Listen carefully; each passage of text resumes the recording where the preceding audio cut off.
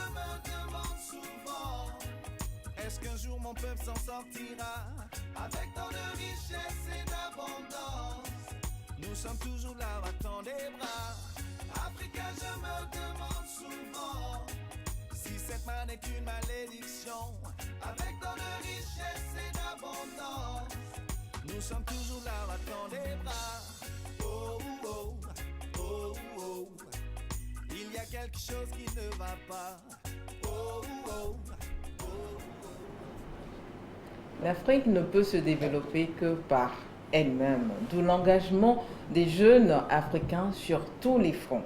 La rencontre entre le président français Emmanuel Macron et les jeunes des sociétés civiles d'Afrique et de la diaspora, tenue au début de ce mois d'octobre, ouvre-t-elle de belles perspectives à nos citoyens africains du XXIe siècle? Nous en parlons ce soir avec M. Raoul Johnson. Bonsoir à vous, fidèles téléspectateurs. Bonsoir à vous, M. Johnson. Bonsoir Dela. Comment vous allez? Je vais très bien, et vous-même? Je vais également bien. Merci beaucoup. D'entrée de jeu, de quoi est-ce que nous allons parler ce soir, M. Johnson? Comme vous le savez, l'Afrique a pris beaucoup de retard dans son envol pour le développement. Aujourd'hui, nous vivons une ère mondialisée où beaucoup d'actions sont entreprises pour promouvoir l'Afrique. La dernière action, c'est la rencontre entre le président Macron et de jeunes leaders africains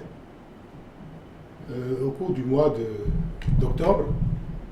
Donc aujourd'hui, le penseur positif que je suis est bien évidemment le jeune d'hier que j'étais, et je suis encore jeune, et que vous demeurez, et moins jeune que je suis aujourd'hui, voudrais partager avec, je dirais, les jeunes d'aujourd'hui notre vision de cette rencontre.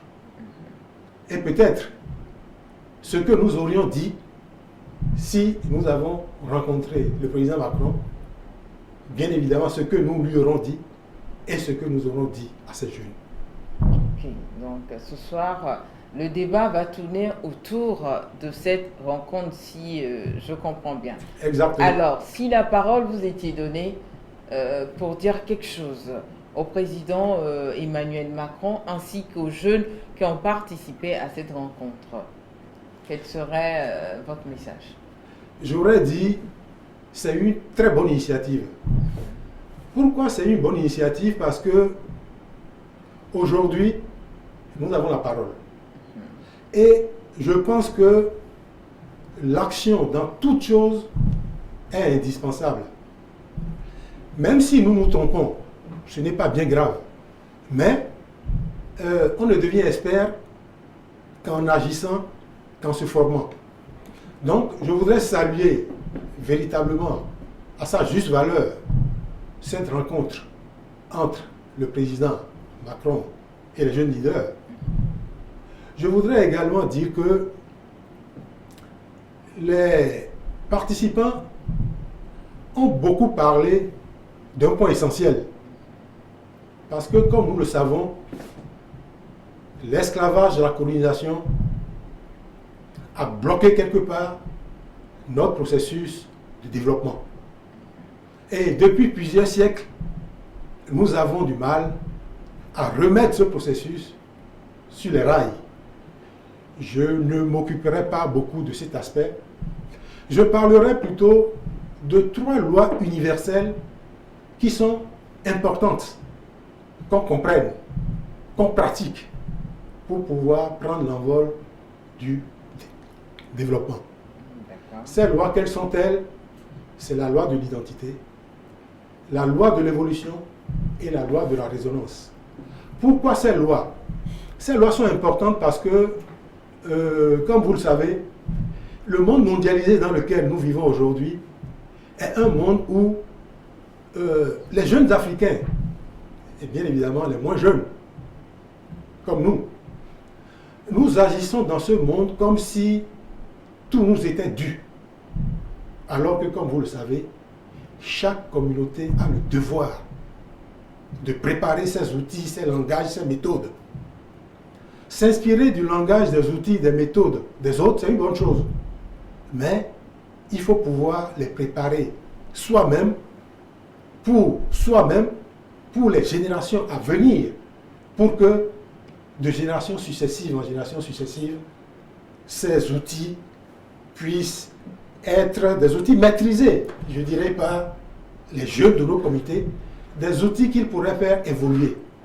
Donc c'est pour cela que, encore une fois, dans un brouhaha d'événements, dans un chamboulement, dans un bouleversement d'événements, quelquefois, il est bon de revenir aux lois anciennes, aux lois fondamentales du développement que sont l'identité, l'évolution, la résonance.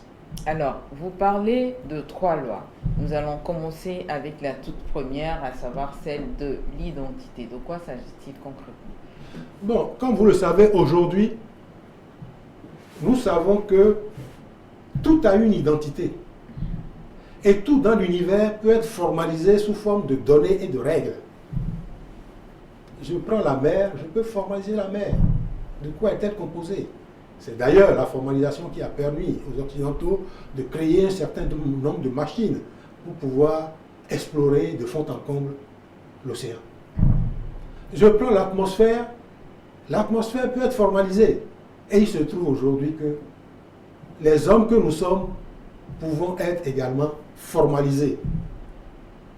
Les robots, les ordinateurs nous en disent long là-dessus. Alors, j'ai choisi de prendre le modèle du triangle dramatique de Chapman. Que dit ce triangle dramatique? Il nous dit que dans les communautés humaines, comme en l'être humain, il y a 3 acteurs. Un persécuteur, un sauveur, une victime. Nous avons ces 3 personnages en nous. Et ces 3 personnages peuvent être également projetés sur les communautés réduites et élargies. Projeter ces 3 personnages sur les communautés réduites, comment peut-on le faire? Si nous prenons une famille composée d'un père, d'une mère et d'enfants, ou d'un enfant, le persécuteur, c'est le père. Parce que le père est un être autoritaire, un être qui, je dirais, qui veut dresser l'enfant. Le sauveur, c'est la mère. La mère veut couvrir l'enfant, veut le protéger, veut le surprotéger, voire. Et voir quelquefois si elle est méchante, elle veut être méchante avec lui. Et l'enfant se retrouve comme une victime dans cette famille. Mais cet enfant-là a besoin qu'on le coache, qu'on l'éduque pour qu'il prenne son envol. Si nous prenons l'exemple d'une entreprise, on retrouve également ces 3 personnages. Le directeur général, c'est le sauveur. Le directeur opérationnel ou le directeur opérationnel, c'est le persécuteur, qui vous donne tout le temps des ordres et qui vous suit comme... qui vous suit, je veux dire. Et l'employé, c'est la victime. Et si nous étendons cette analogie sur la nation, le persécuteur, ce sont les entreprises. Les entreprises qui poursuivent des buts, je dirais, égoïstes. Ils veulent s'enrichir, ils veulent gagner beaucoup d'argent, ils veulent vendre, quelquefois de mauvais produits. Le sauveur, c'est l'État. L'État a le rôle d'apaiser les tensions dans ce microcosme, dans ce macrocosme. Et les citoyens, c'est les victimes. Comprenant cette analogie, l'homme, vu comme un esprit, je dirais un esprit super puissant, un créateur intérieur, mais qui se manifeste à travers 3 acteurs, un persécuteur, un sauveur et une victime. Comprenant ça, nous comprenons qu'en réalité, c'est par rapport aux lois qui régissent aussi bien le persécuteur, la victime et le sauveur, c'est ces lois qui font la différence entre les hommes. Ok. Sinon, tous les hommes ont ces trois acteurs en eux. Je dirais, ce qui distingue les hommes, et peut-être ce qui distingue ceux qui réussissent de ceux qui perdent, c'est la qualité des lois que ces trois personnages mettent en place pour progresser. Mais bien évidemment, cette qualité des lois ne se gagne pas ou ne vient pas à vous par hasard. Il y a un travail de développement, de construction qui se fait selon un long processus. D'accord. Là, nous venons d'aborder l'aspect d'identité Absolument. selon les trois lois que vous avez évoquées.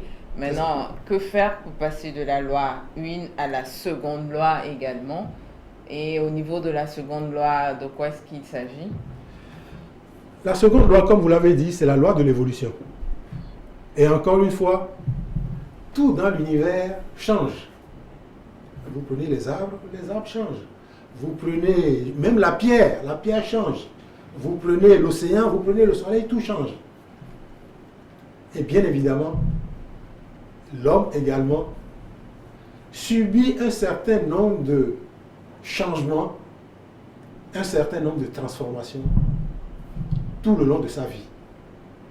Les changements que l'homme subit se déroulent en 4 étapes.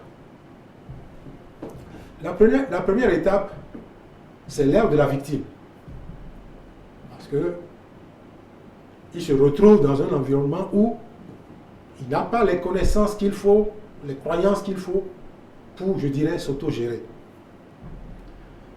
Dans cette première étape, le persécuteur, puis je fais la comparaison, qui est le père, est un être critique qui veut crier tout le temps sur cet enfant, qui veut le dévaloriser, qui veut le mettre au pas, croyant qu'il est capable de le faire sans être éduqué pour. Le sauveur, qui est la mère, dans certains cas, veut le surprotéger. Dès lors qu'il veut faire quelque chose, non, ne le fais pas, tu vas tomber, tu vas faire ci, non, attends, je vais te le faire. Et bien évidemment, l'enfant dans une telle configuration se comporte comme un être, je dirais, handicapé. Et il a peur de tout, il ne veut pas avancer. Et quand on lui dit, mais vraiment, tu es un pauvre, il dit, ah, moi je suis un pauvre, hein. Ah, je suis un pauvre, je ne peux pas être riche, ma famille même est pauvre, et tout le monde est pauvre dans ma famille. Et il ne veut pas faire d'efforts. Quand on lui dit d'agir, il dit, non, moi j'ai envie de dormir, moi j'ai envie de me reposer, parce que je ne sais pas le faire. Tu peux l'apprendre, il dit, non, je n'ai pas envie de l'apprendre, je ne saurais. On ne l'a pas habitué à. Il a jamais toujours le faire. été protégé, donc c'est normal. Surprotégé. Ce qui fait que la famille entière, je dirais, a besoin de se reconfigurer, a besoin d'acquérir les lois et principes, les règles et normes, les connaissances et croyances qui permettent de sortir de la situation de victime. Et quelles sont-elles? Ces lois, c'est essayer de donner un peu plus d'estime à l'enfant. Parce que, comme vous le savez, quand vous donnez de l'amour à un enfant, il le sait. Et d'ailleurs, c'est pas pour rien que, d'une façon générale, les enfants s'accrochent plus à leur mère qu'à leur père. Parce que les mères sont plus prédisposées à accompagner les enfants de cette manière. Bon, les pères le font de temps en temps, mais certainement pas de la même manière. Donc, dès lors que vous commencez à donner cet amour à l'enfant, et en plus, les mères ont la qualité de donner un peu d'amour au père. Et ce père qui reçoit aussi de l'amour commence, je dirais, à prendre conscience des bienfaits de l'amour, voire à s'intéresser un peu plus à ce jeune enfant. Et la mère est en mesure à ce moment d'emmener le père à avoir l'attitude qu'il faut pour que l'enfant commence à prendre ses aises Et quand l'enfant commence à prendre ses aises, il est capable de s'aventurer à l'extérieur, il est capable de vaincre sa timidité, il est capable de composer avec d'autres. Et ceci nous conduit à la deuxième étape. D'accord. Et c'est cette deuxième étape-là qui est celle de l'évolution, c'est ça? La deuxième loi de l'étape de l'évolution. Voilà. Et au niveau de l'étape de l'évolution, je crois qu'il y a d'autres sous-étapes à ce niveau. Comment est-ce que ça se passe concrètement? Oui, au niveau de... Nous avons vu la première étape qui est l'état d'esprit de victime.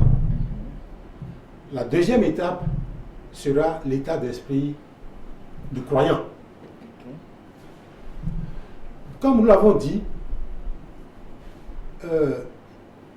la mère ayant réussi à implanter une conscience morale dans la victime et ayant réussi à semer un peu d'amour dans le cœur du persécuteur, le persécuteur se transforme en coach, mais en un coach instructeur. Désormais, au lieu de crier sur l'enfant, au lieu de s'attendre à ce qu'il le fasse ou de lui dire qu'il a mal fait, il commence à prendre l'initiative de lui montrer ce qu'il faut faire et de le rassurer que faire des erreurs n'est pas en soi une catastrophe. C'est normal. Qui sont les gens qui ne font pas d'erreurs? C'est ceux qui ne font rien. Parce que quand vous ne faites rien, bien évidemment, vous ne pouvez pas faire d'erreur. Mais si vous faites des choses, surtout si vous changez vos façons de faire, vous voulez vous améliorer, vous ferez toujours des erreurs. Donc le père se constitue en coach, je dirais instructeur. Okay. Et ce qui est intéressant, la mère se constitue en coach intérieur. Parce que, comme vous le savez, les humains ont besoin qu'on les valorise. Forcément. Ils ont besoin qu'on leur donne de la confiance. Ils ont besoin qu'on leur donne de la foi. Quand vous le valorisez, même quand il a échoué, la prochaine fois, il n'hésitera pas à recommencer et il fera mieux. Et vous allez continuer à le pousser. Donc, nous voyons les deux aspects de la vie de l'homme intervenir à ce niveau. Okay. L'aspect extérieur et l'aspect intérieur que le père gère, et aspect extérieur qui permet d'affronter l'extérieur, d'apprendre des connaissances pratiques pour résoudre des problèmes, et l'aspect intérieur qui donne les forces intérieures à l'individu. Et les forces intérieures sont fondamentales dans la vie de l'homme. Mais bien évidemment, il ne faut pas s'en tenir là. À la deuxième étape, il y a un travail de développement de qualité psychique, de qualité morale qui doivent se faire. Parce que un individu qui ne s'aime pas peut difficilement aimer les autres. Et d'ailleurs, c'est l'une des raisons pour lesquelles dans les couples, on retrouve quelquefois des distensions, des disputes terribles. Il faut faire en sorte que l'individu s'aime. Et dès lors qu'il s'aime, il est ouvert sur l'autre, il commence à développer de la loyauté, de la fierté, de la dignité. Et la dignité est importante. J'ai rencontré un monsieur la dernière fois qui me dit qu'il est allé dans une maison, on l'a invité à manger, mais la manière dont on lui a parlé ne lui a pas plu. Il avait très faim, mais il leur a dit, non, je viens juste de manger, je suis rassasié. C'est ça la dignité. La dignité veut que vous ne vous fassiez pas écraser par n'importe qui. Et bien évidemment, la dignité veut également que vous n'acceptiez pas qu'on vous dise à tout le temps que vous êtes pauvre, vous êtes misérable, vous êtes précaire, vous êtes malade, vous souffrez. Non. Parce que quand vous l'acceptez, quand votre dictionnaire mental on ne fait plus d'efforts, on ne fournit plus d'efforts pour sortir de cette situation. Sortir de cette situation, vous êtes prédisposé à vivre de cette manière et à vivre dans un état de pauvreté. Mais le développement de connaissances, le développement de qualité, le développement de valeurs permet de suppléer à ça voie de s'ouvrir sur le monde. Et bien évidemment, l'apprentissage des lois religieuses est fondamental pour s'éveiller à soi-même. Parce qu'en réalité, nous sommes deux. Il nous arrive de nous parler. Et quelquefois, même quand nous posons des actes répréhensibles, il y a non seulement ça, il y a une voix intérieure qui nous dit, mais attention à ce que tu fais. Est-ce que tu te rends compte de ce que tu fais? Hein? C'est un peu l'histoire de Cain et Abel. Cain qui a tué son frère parce qu'il était jaloux, mais qui a été poursuivi par une voix intérieure pendant longtemps. Donc il est important que cette voix intérieure nous parle, que nous nous fassions amis de cette voix intérieure et que nous développions des valeurs qui font vraiment l'homme noble, l'homme grand. C'est à ce niveau qu'intervient la troisième loi, celle de la résonance. Bien évidemment, non pas la troisième loi, la troisième étape. Ok. La troisième étape. Mais à ce niveau, l'homme croyant qui a développé des valeurs, qui a développé des qualités psychiques et qui a un certain nombre de connaissances, commence à se rendre compte que la seule croyance ne suffit pas. C'est vrai, je peux prier pour avoir des choses, c'est nécessaire, mais il commence à prendre conscience qu'il est capable d'acquérir d'autres connaissances qui vont lui permettre de comprendre les règles, les normes, les principes, les lois qui régissent un système. Donc de s'en rendre maître. Et c'est à ce niveau qu'intervient la troisième étape. Ok, d'accord.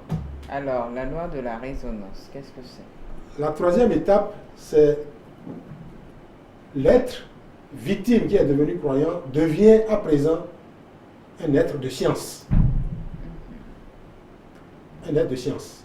Okay. Être de science parce que tout ce qu'il a acquis au cours de la deuxième étape de la loi de l'évolution, tout ce qu'il a capitalisé comme expérience, comme connaissance, devient pour lui une force qui lui permette comment dirais-je, d'analyser les choses en profondeur. Comme on le dit, si vous voulez manger un éléphant, comment vous procédez? Vous le coupez en petits morceaux. Et il faut d'abord tuer. il faut le tuer, le couper en petits morceaux et manger les morceaux un à un. Et bien évidemment, quand vous voulez résoudre un problème complexe, c'est la fameuse loi de Descartes. Vous découpez le problème en petits morceaux et ensuite vous résolvez les petits morceaux et vous les combinez en un grand morceau après. Donc l'homme scientifique, chez l'homme scientifique, les deux coachs, je dirais le père et la mère, deviennent des collaborateurs qui travaillent ensemble pour le bien-être et pour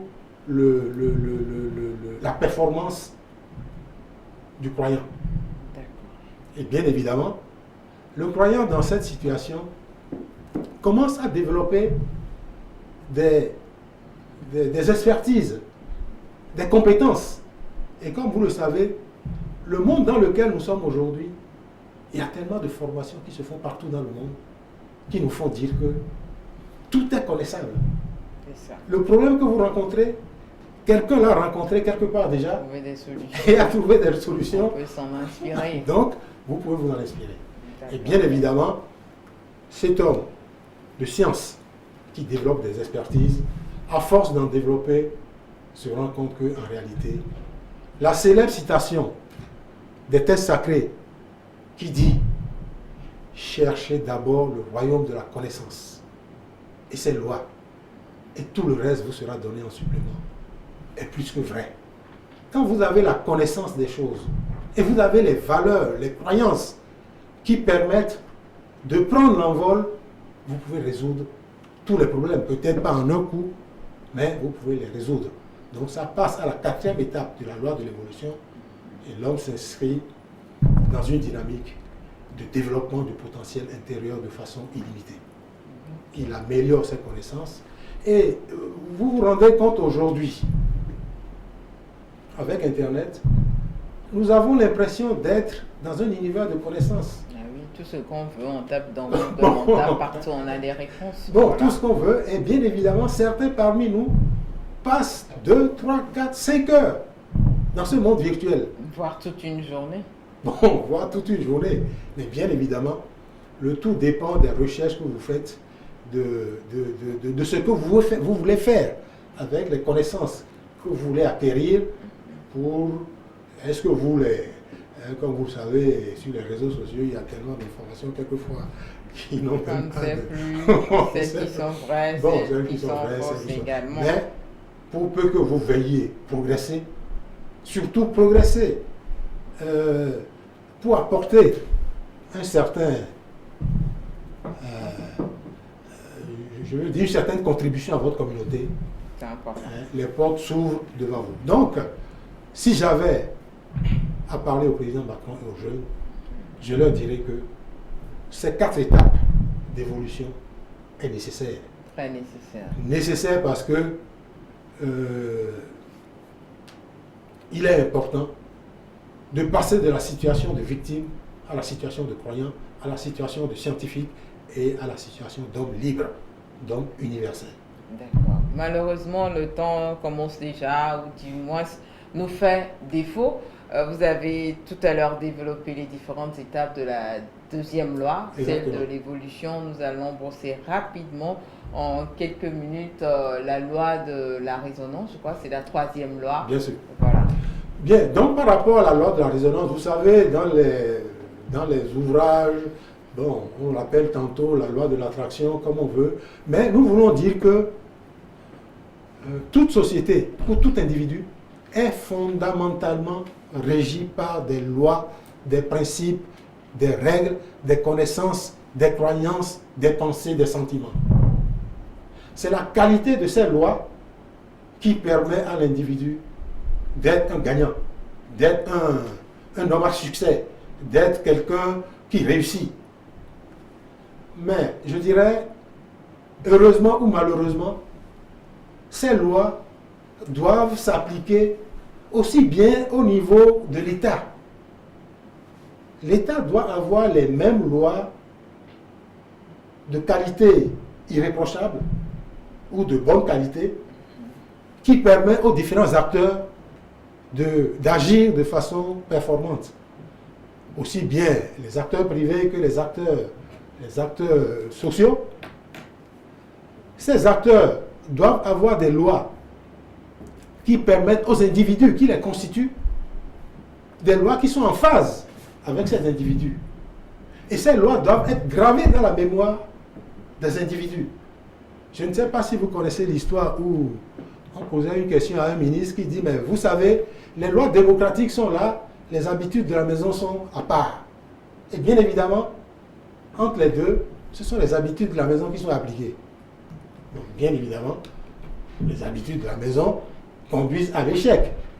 Bon, donc, nous voulons dire, c'est notre mindset, c'est notre mémoire, c'est nos connaissances et nos croyances qui permettent aux 3 acteurs qui sont en nous, la victime, le persécuteur, le sauveur, qui permettent à notre famille, le père, la mère, l'enfant, qui permettent à l'État, le social, le privé et l'État de fonctionner de manière homogène. D'accord. Alors, merci à vous, Monsieur Johnson. Votre mot de la fin, rapidement. Rapidement, bon, je vais être bref. Si j'avais quelque chose à dire aux jeunes et au président Macron, je raconterai tout simplement l'allégorie de la chenille et du papillon. Comme vous le savez, la chenille est